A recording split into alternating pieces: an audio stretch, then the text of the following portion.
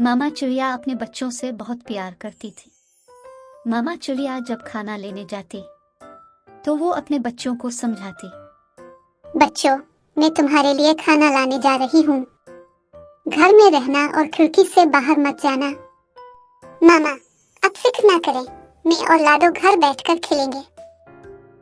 फिर मामा चिड़िया घर को ताला लगाकर खाना लेने जंगल चली जाती है और बच्चे घर पे खेलने लगते हैं। बच्चे अगवा करने वाले कालू कौवा और गोरी कवि चिड़िया के घर के करीब ही एक दरख्त के पीछे छुप कर बैठे थे। चिड़िया के घर को तो ताला लगा हुआ है। लगता है चिड़िया अपने बच्चों को भी साथ ले गई है।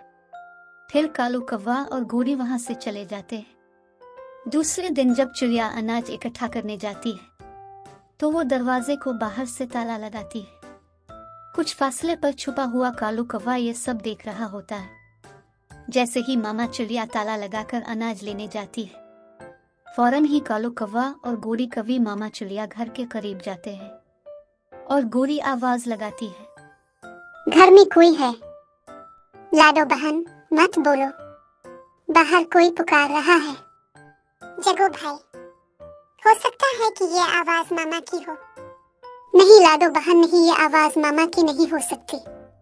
जैसे ही जगो ने ये कहा, गोरी कवि ने फिर आवाज दी, घर में कोई है।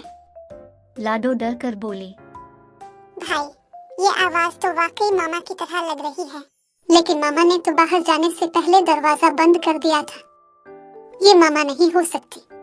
बच्चों, मैं तुम्हारी मामा हूँ। मैंने दरवाजे की चाबी गुम कर दी है। मुझे दरवाजा खोल दो। जगो और लाडो दोनों उलझन में पड़ गए।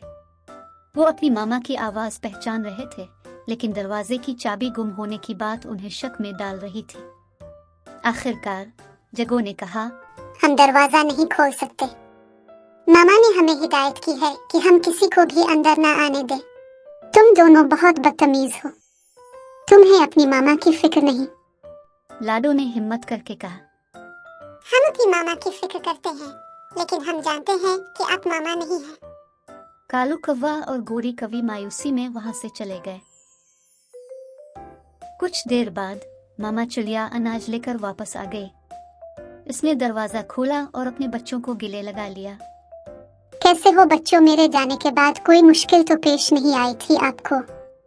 मामा कालू कौवा और गोरी कवि हमसे झूठ बोल के दरवाजा खुलवाना चाहते थे, मगर हमें शक हो गया था, इसलिए हमने दरवाजा नहीं खोला था। शाबाश बच्चों, आप लोगों ने बहुत समझदारी और होशियारी से काम लिया और उन जालिम गोरी और कालू को घर के अंदर घुसने नहीं दिया। इस वाक़ये के बाद जगो और लाडो और भी ज्यादा होशियार हो गए। उन्होंने जान लिया कि दुनिया में कुछ बुरे लोग भी हैं जिनसे बचना जरूरी है।